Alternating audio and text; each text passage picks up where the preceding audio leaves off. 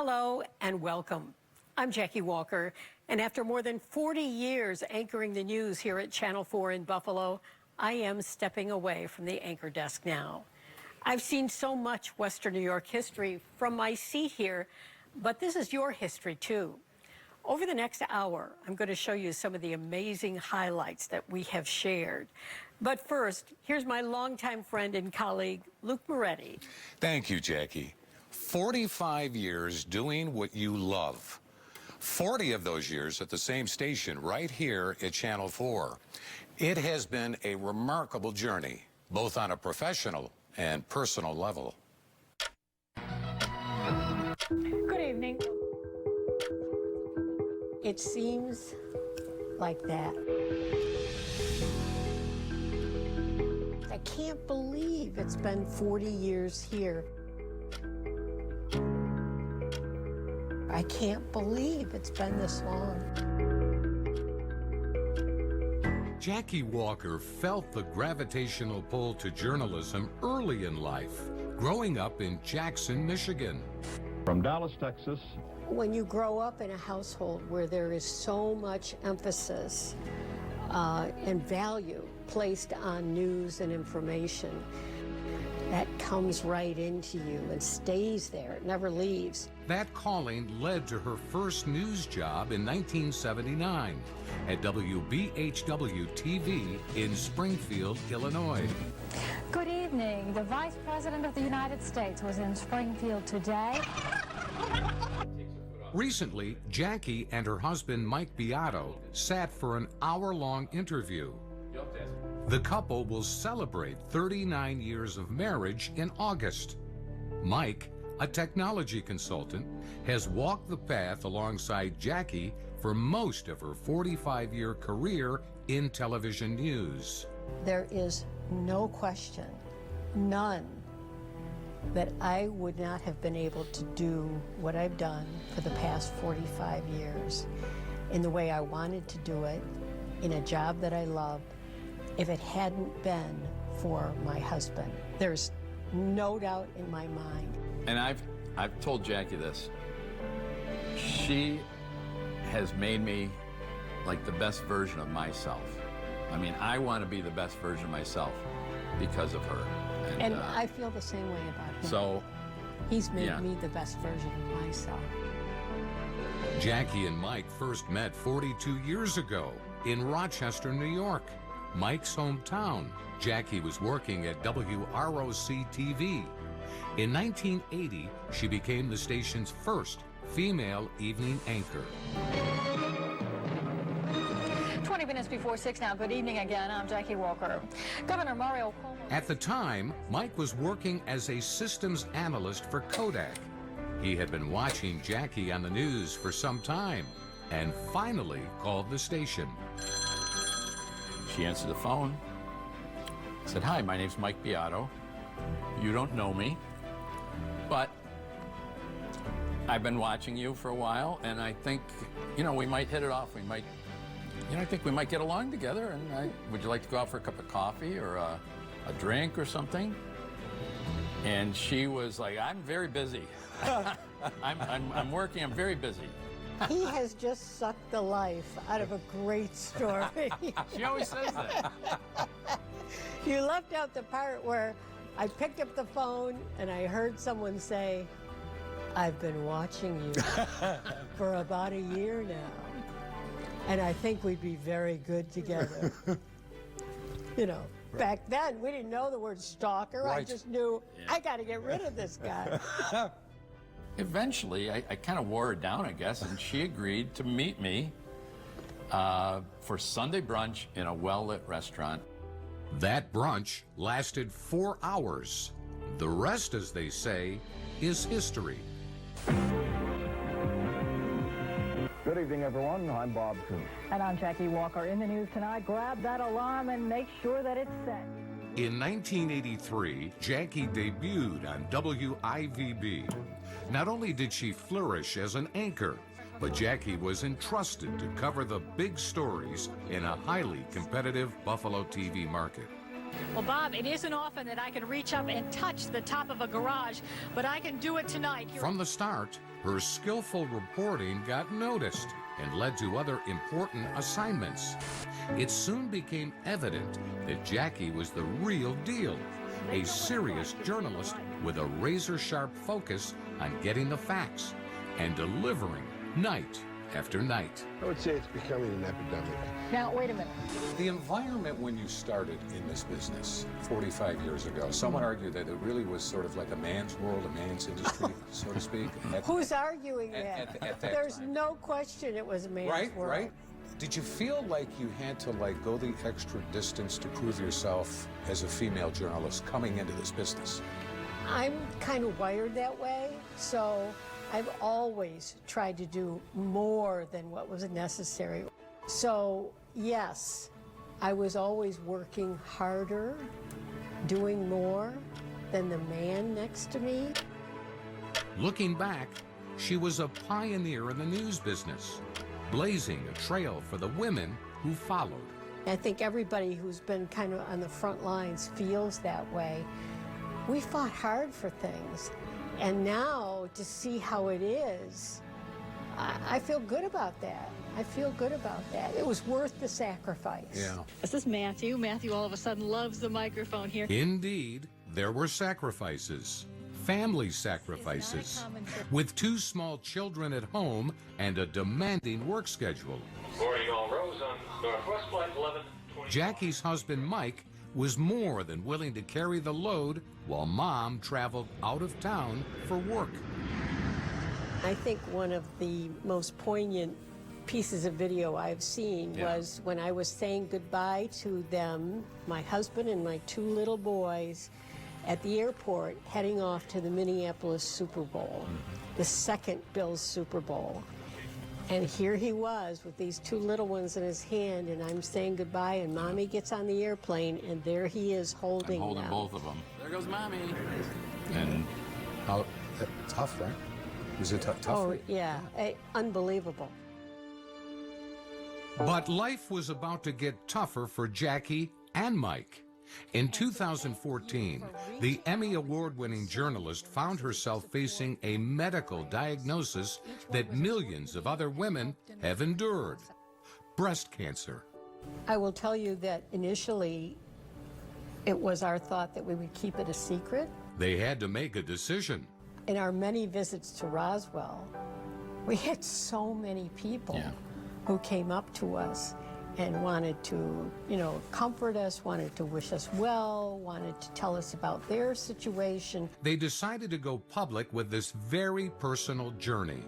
The result?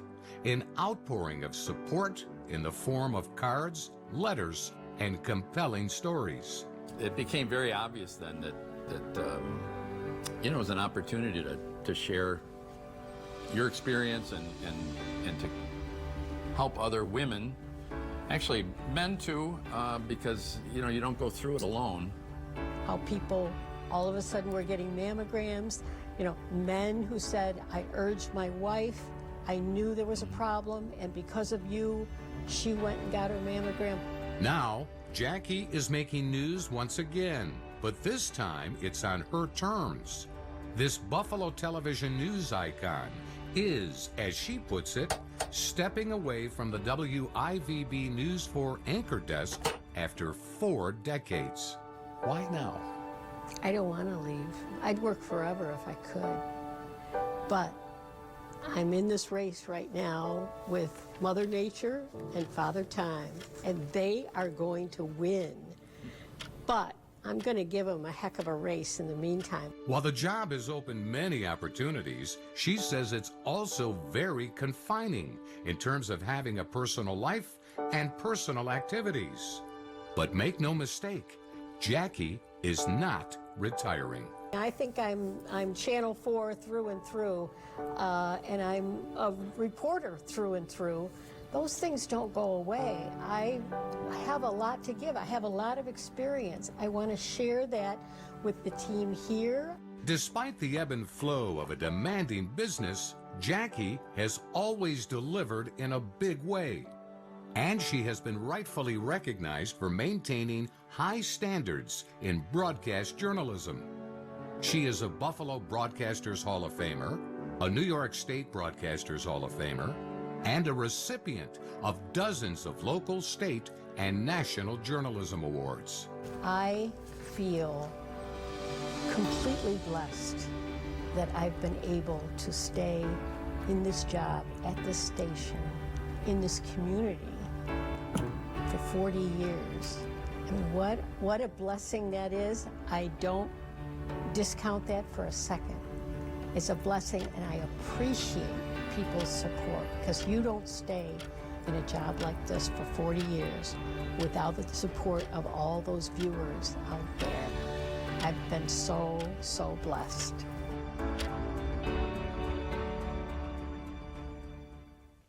Congratulations, Jackie, on 40 incredible years of bringing news to the people of Buffalo and Western New York. Your career has touched the lives of several generations of viewers, and you should know that your dedication to your craft has set a standard for local news. We here at the CBS Evening News wish you the very best as you step away from the anchor desk and begin the next exciting chapter. Congratulations.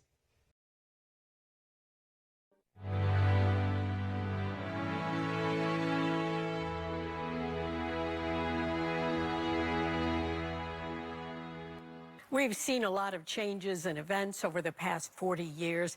Everything from the decline of Bethlehem Steel to the rise of Canalside. Good times and bad. Here's a look at some of the biggest stories I've reported during these 4 decades. I want to update you now on the breaking news that we are following tonight from Clarence Center. It started with a plane crash just before the 11 o'clock news on February 12, 2009. We thought we were reporting on a small plane crash, but as the night wore on, the tragic reality was revealed.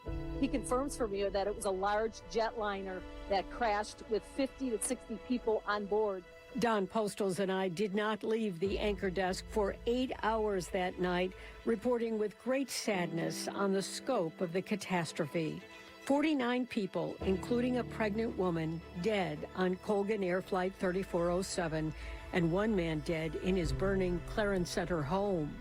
Our 1-hour report on the crash, entitled For the Families, went on to win regional and national Edward R. Murrow awards. But the story didn't end with the crash. It continues to this day as victims' families keep fighting to maintain tougher pilot training standards that have kept the skies safer ever since the crash. This is News 4 at 5. I'm Jacquie Walker in Oklahoma City, where rescuers are tackling the grim task of trying to reach the daycare center inside that bombed-out federal office building. We just had some kind of explosion downtown. In April of 1995, we learned that a young man from Pendleton was suspected in the bombing of the Murrah Federal Building in Oklahoma City, killing 168 men, women, and little children in the building's daycare center.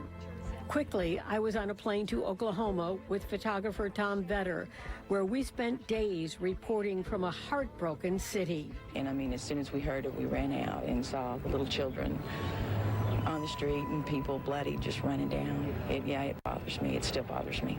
We've seen the most evil that people can do. Governor Frank Keating and his wife were highly visible and highly accessible in the aftermath. It seemed everyone knew someone who was lost in the bombing, and the rescuers themselves were traumatized. Hometown people, and I feel for it anywhere, but when it's in your own front yard, it's a different story. And when I returned home, Western New Yorkers reached out to Oklahoma City, donating cash to support the work there of the Salvation Army. Timothy McVeigh, who grew up in Western New York, was convicted of the bombing and later executed. His rental truck explosion remains the worst act of domestic terrorism in the nation's history. Good evening to you. More than 2 decades of terror came to an end in a Buffalo courtroom today. The story of the bike path killer, Altemio Sanchez, stretched over a quarter century. He was an elusive predator who raped perhaps 20 women and murdered 3. whatever sentence I get today, I deserve. A wide-ranging investigation by a task force of law enforcers finally brought Artemio Sanchez to justice in 2007. It is this court's intention that you never see freedom again. After sentencing Sanchez to the maximum, 75 years to life behind bars, State Supreme Court Justice Christopher Burns granted me a rare private interview because he wanted to allay the long-held fear in this community. Did you look at him as you were pronouncing sentence? I did. What did you see there? I saw a realization of a man that will not be free to walk the streets again. And he was right. Artemio Sanchez, the bike path killer, died by apparent suicide while serving his prison term. A lot of the patrons watched in horror as the twister came their way. Weather has always thundered its way to the top of the list of big stories I've covered, including the floods that wiped away homes at Hoover Beach, and the blizzard of '85, the infamous six-pack blizzard. And here's the problem. I'm standing in the middle of Elmwood Avenue. A city plow has cleared one lane here, but they'll never get the whole road clear as long as there are cars like this stuck right in the middle of the road. It's tough. You know, here we're trying to clear North Fillmore here at Martin Luther King, and people are coming in and out like it's a summer afternoon. We just can't have that. I'll never forget touring the snow-covered Buffalo streets with Mayor Jimmy Griffin as he oversaw the plowing effort with Parks Commissioner Bob Delano at the wheel.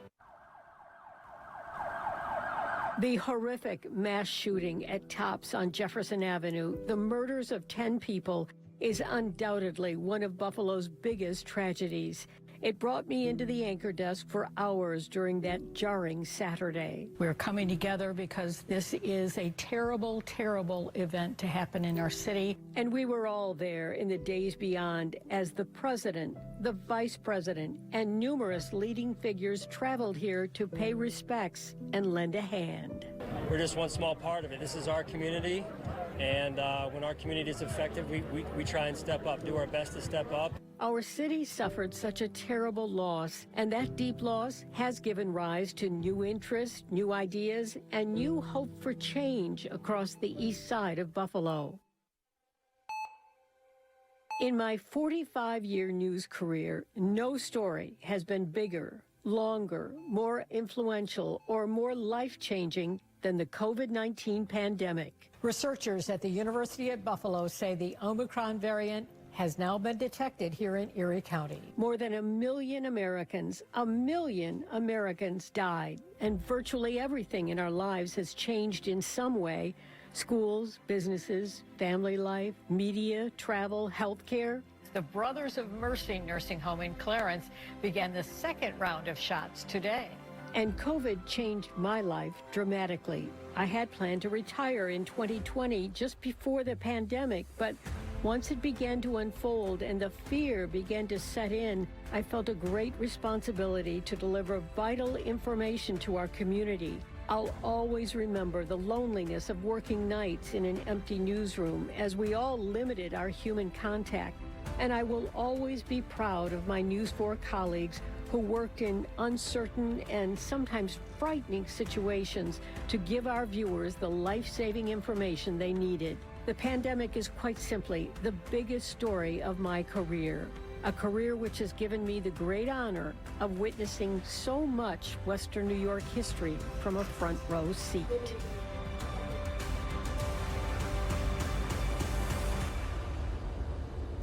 Jackie, it's Jeff Glor from CBS News. I remember when I first saw you, it was at Old Man River when I was a kid, and I'm like, that's Jacquie Walker. It was a really cool moment then, and since then we've gotten to know each other as professionals and as anchors. We've worked together. You always took so much care when you spoke to me or my family or anything else, and I'll never forget it.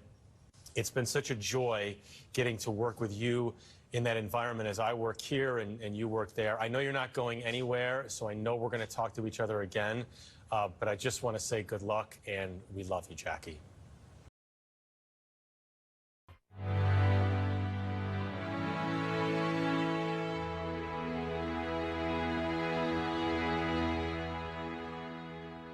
Over these 40 years at News 4, people often ask about my favorite story, and that's a tough one because there are so many different kinds of stories. But see if you remember some of my favorites.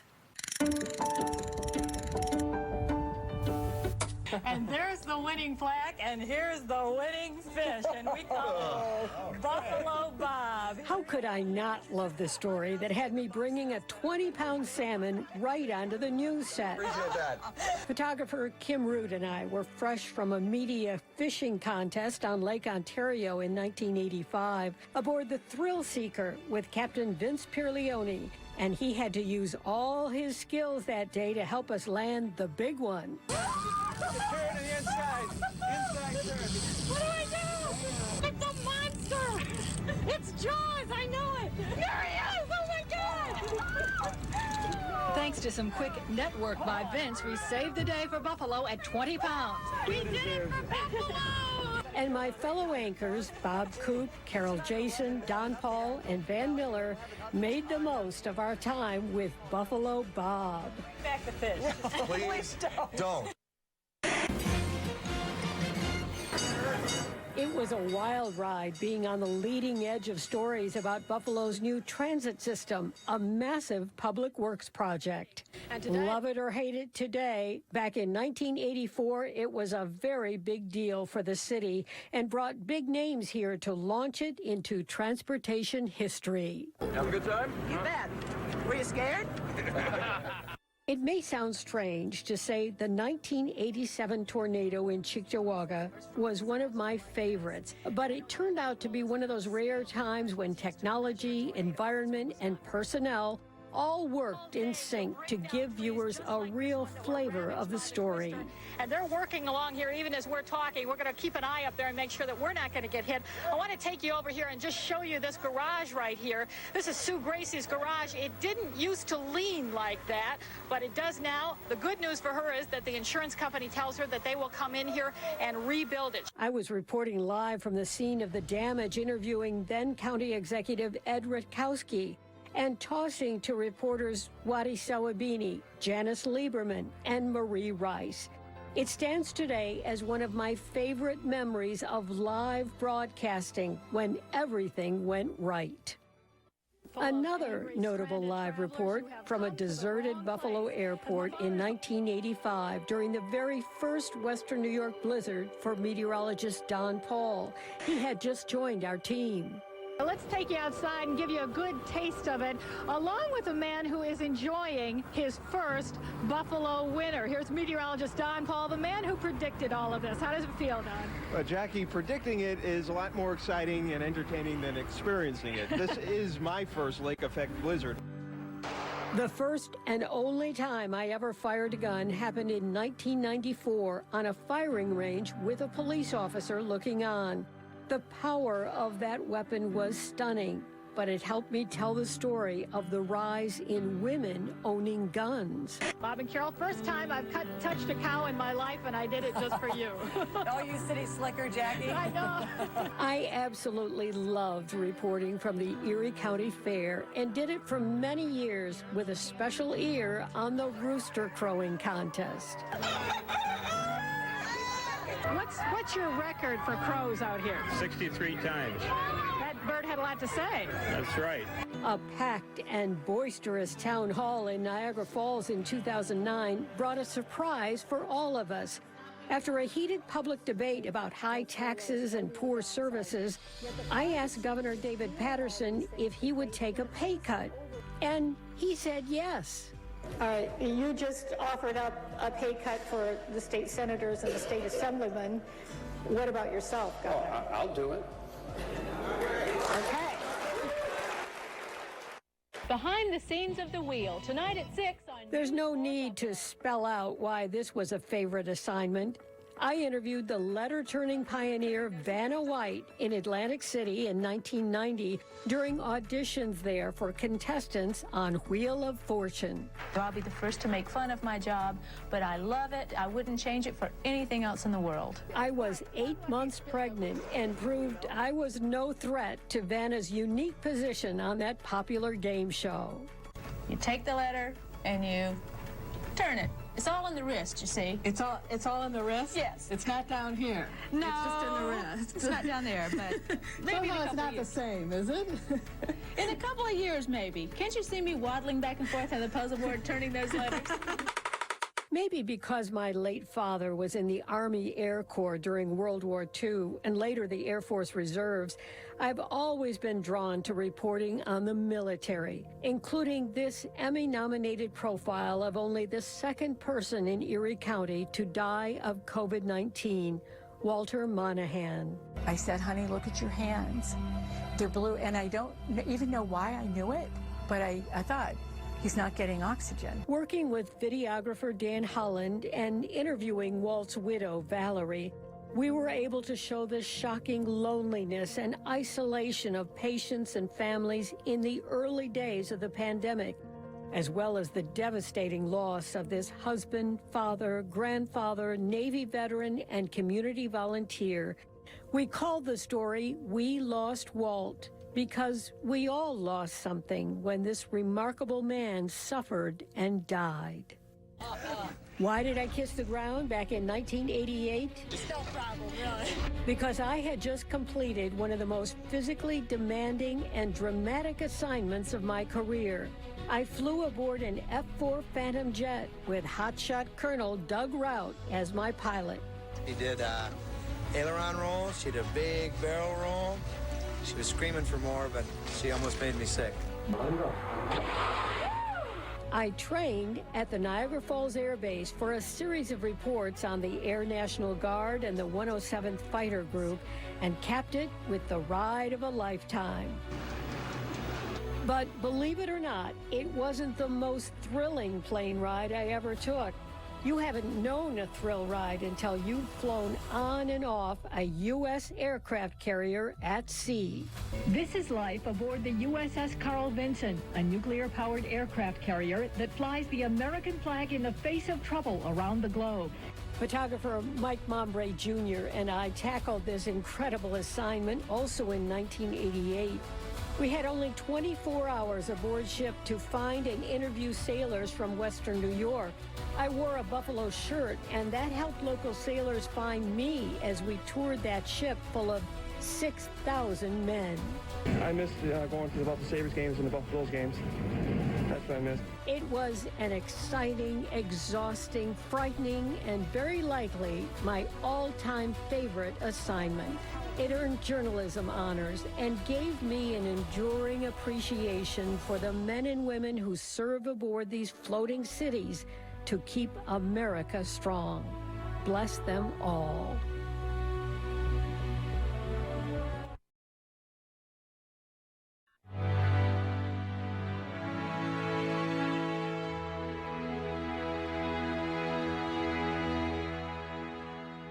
In this 40-year career at News 4, I've met celebrities from all walks of life, entertainment, sports, politics, business. I've learned not to be starstruck because when I met them, I always had a job to do. I was going down the aisle, just going to stop, parked on the side curb, run in the store, get the Nivea. I see this cover. I went, whoa! One of the richest women in showbiz! There's a reason Oprah has been among the most powerful figures in media. She connects immediately and makes an impression. I went, ah, that's great. I flew to Chicago and interviewed Oprah Winfrey in 1993 when her popular talk show was moving here to Channel 4. I sat through a taping, waiting to talk to her, and had to be honest about what I saw. It finished up strong. Started out a little slow, but finished up real strong. See, even Jackie says it was slow. Yeah, thank you. No, but let me tell you, Jackie. It wasn't your fault. No, Jackie thought it was slow. Now the truth comes out. You thought it was slow. Jackie, I thought it was doing pretty well. Just you know why? Because first half. Now it was the first segment. Now it's the first half. Sorry. You felt what they felt. And during those years in Oprah's career, the buzz was all about whether she was getting married. And I had to ask. It is such an amazing thing. Is the wedding? I'm not going to tell you. I'm not telling you. I have to ask. I'm not telling you. I'm not telling anybody. It's going to have to be private. Jackie, I'm doing everything I can. Look at what's become of us here. Look at what you've resorted to get the answer to this question. You are going to have to go back home with this begging me. They're begging me. I am not telling. I've just got to maintain a private moment. She remains one of my favorite interviews and favorite personalities I've been lucky to meet. I was also lucky to meet David Letterman in 1996. Photographer Rich Ursing and I spent one wild day in New York City among the human hot dogs and Rupert's Popular Deli. Is Buffalo anywhere near North Tonawanda? Absolutely. Though he wasn't warm and fuzzy, I think he appreciated our brief chat. In Buffalo years and years and years ago when I was a kid, my uncle and I drove up there. We learned his bottom line for guests on his late show: they must be prepared. I can see that look in their eyes, which says, you know, to me, I'm in Buffalo now. Then I don't. That's fine. Go to Buffalo. There's nothing wrong with that. But don't be here if you're really in Buffalo. And I lose interest very quickly if that happens. I left him with the latest News 4 fashion, and he left me with a question. There's a lot of information on this shirt, though, isn't there? I mean, do people have the patience to read this entire shirt? Wow. Thank you. Timing is everything when it comes to celebrity interviews. I had brief studio encounters with Carol Channing, Merlin Olsen, Shirley Jones, Colm Wilkinson, and many others. I emceed events with Sam Donaldson, Blythe Danner, Barry Bostwick, Scott Hamilton, Robin Roberts, Deborah Norville, and more. I sat down at the 12th with David Cassidy for an interview, and later met with Doc Severinsen shortly after Johnny Carson left The Tonight Show. Feminist Gloria Steinem was generous with her time during an interview at UB, and so was Hall of Famer O.J. Simpson when I interviewed him in L.A. before the Bills' third Super Bowl. It was 6 months before his wife's murder. Because most of the players know me, so I get easy access to the players. Even when they say they're not doing any interviews, I can, like the other day, Thurman wasn't doing any interviews, and I bumped into him in the hall and kind of took him in a headlock, and he came and gave me the best interview he's ever given me. When I was on the panel for the James Cain-Jack Kemp congressional debate in 1986, I was the first questioner and asked the prime question for local voters. Mr. Kemp, are you running for the presidency in 1988 or not? Well, I've expressed a very strong interest in the possibility of a race in 1988. And I was at the 1988 GOP convention when Kemp, despite a hearty show of support, narrowly missed a chance to become George Bush's vice president. And then there is Mary Wilson, Ralph Wilson's widow, Dr. Candace Johnson, the CEO of Roswell Park, Governor Kathy Hochul, former UB, now Syracuse coach Felicia Leggett-Jack, and BPO music director Joanne Falletta.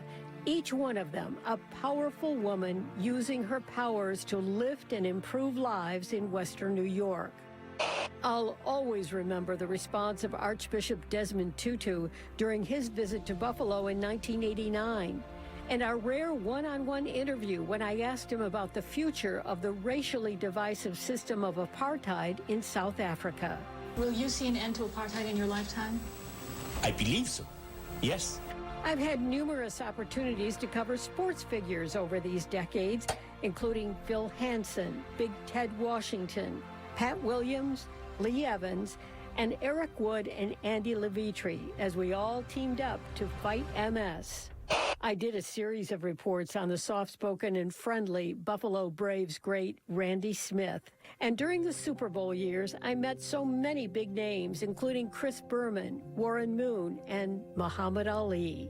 And after the Bills' fourth Super Bowl loss, I asked the Reverend Jesse Jackson to offer solace to Bills fans. Well, you know, 0 for 4 in winning the Super Bowl, but 4 for 4 in getting here. And that's what 27 other teams cannot say. You owe me 15 grand. But one of my most exciting and engaging interviews came when I landed a few minutes with actor Paul Newman.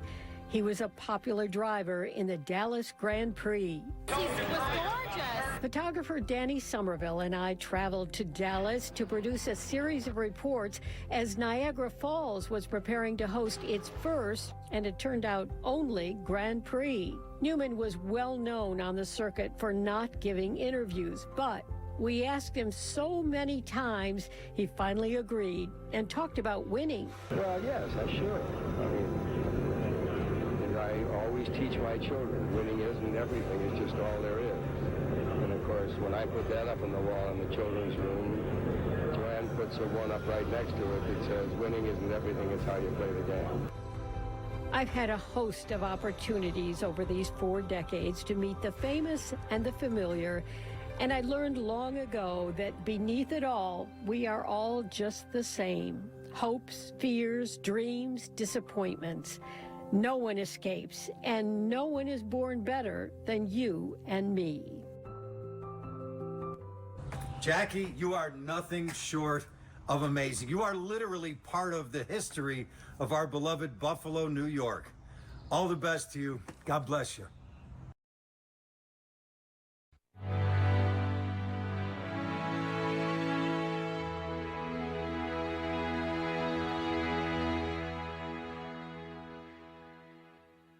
You can't spend 40 years anchoring news in Buffalo without covering sports, big time.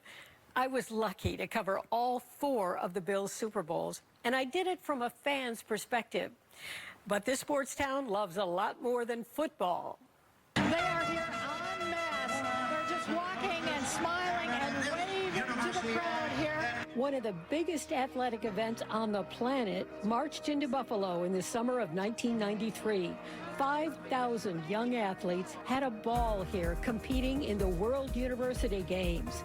I was lead reporter here for the games, and I loved it. Tell us what you will remember about your visit in Western New York. I think my gold medal here at this Games has been very special to me. Absolutely. Me too. The same thing. Gold medal. It's gold medal all the way. Hey, USA! Even though the games didn't generate big ticket sales, Buffalo did gain some brand new sports facilities like the UB Stadium that the University Games left behind. You say you're not a racing fan? Maybe we can change your mind over the next 30 minutes. In 1988, the Niagara Falls Grand Prix came and went with a roar. Sports director Van Miller and I presented a News 4 special previewing the excitement and the drivers to come. No matter what sport you're in or what skill you're learning, it's competition, and you have to be a good competitor. All these guys that are out here are good competitors. But as thrilling as it was to be trackside, ticket sales were underwhelming, and the Grand Prix of Niagara Falls became a one-and-done sporting event. What a scene in Dallas when the Stars hosted Game 1 of the Buffalo Sabres' first and only Stanley Cup Finals. The Dallas crowd liked the idea of another championship trophy, but didn't seem too hip on hockey. I asked one fan today if he knew what a power play was, and he said, I know it's powerful. As for the games, Buffalo fans had plenty to cheer about until that infamous no goal spoiled the party. This week, in a series of reports on Jim Kelly, my coverage of the Buffalo Bills Super Bowl teams of the 90s began with a trip to quarterback Jim Kelly's hometown of East Brady, Pennsylvania, where his parents, Joe and Alice, could not have been nicer to a very pregnant reporter who asked their thoughts on Jim's multi-million-dollar contract. I couldn't believe it, truthfully. You got to be kidding. I asked him, I said, you're not serious, are you? He said, yes, I am. Nobody cheered harder for Jim than his family as he led the Buffalo Bills to the unmatched streak of 4 consecutive Super Bowls. Go Buffalo! Buffalo fans were so fired up for that very first Super Bowl in Tampa, but there was a serious side. It was played under the threat of military action in the Persian Gulf. The NFL weighed canceling the game, and security was tight. This is as close as we could get to showing you the field. Guards like this one, working with metal detectors, are only letting stadium workers past this point. Photographer Kim Root and I had no credentials to enter Tampa Stadium, and hundreds of Bills fans didn't have tickets. So we all ended up watching the game, and ultimately wide right, projected on the wall of a Sears store right across the street from the stadium. Thousands of people needed tickets. But you're here for your Bills. I'm here for the Bills, without a doubt, right? The Minneapolis Super Bowl was next, a rare cold weather Super Bowl city where our reporting was from a rooftop. Kevin, you remember when we were in Tampa, we complained a little bit about it being chilly down there? Yeah, I do remember that, yeah. We were nuts, Kevin. The wind chill here today, 30 below. Ooh. Thank you very much. Ooh. But I embraced the frigid assignment on behalf of fans back home. I bounced down an icy sledding hill. I ran into the Ditka boys with a buffalo spinning on a spit. And I followed pumped-up Bills fans to Billsville. They claim this 97-foot-long bar is the longest bar in Minnesota, all packed with Bills fans. But the feat that viewers still remember decades later, my challenge of the Velcro wall. Trust the Velcro.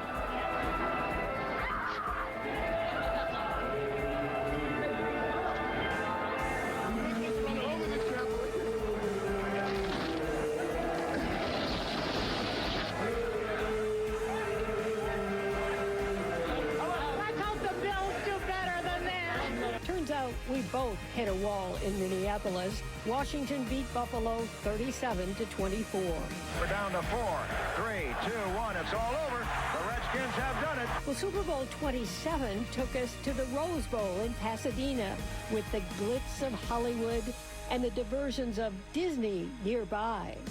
We have spent the day in Disneyland, and look who I found here. Some familiar folks, Aladdin and the Genie. I'll never forget seeing Michael Jackson burst into the 90,000-seat stadium for his historic halftime show. But the game was forgettable and regrettable as the Dallas Cowboys beat the Bills 52-17. News 4's Jacquie Walker standing by live in Atlanta right now. The final Bills Super Bowl was my favorite. Atlanta was user-friendly for news crews, welcoming to Bills fans, and we discovered the executive chef feeding everyone in the Georgia Dome, David Fricano, was raised here in Buffalo. I've been a Bills fan for years. The Bills fans who were able to land tickets found Atlanta was eager to please as it was preparing to host the Olympics. It's a good party here. It's like nothing you've ever seen before in your life. But it was something we had seen before. The Bills lost again to Dallas, this time 30-13. One silver lining for me, for the first time, my husband was able to join me briefly and finally share the excitement and the spectacle of seeing the big game. But all 4 Super Bowl assignments were truly super for me. Hi, I'm Steve Tasker, here to congratulate Jacquie Walker on 40 years of excellence. Thank you so much for being a part of our community, for being a voice of reason as we all endured the hardship of 4 straight Super Bowls. I remember you being there covering all of those. Thank you so much for the level of excellence you brought to journalism. Thank you, Jacquie, and congratulations.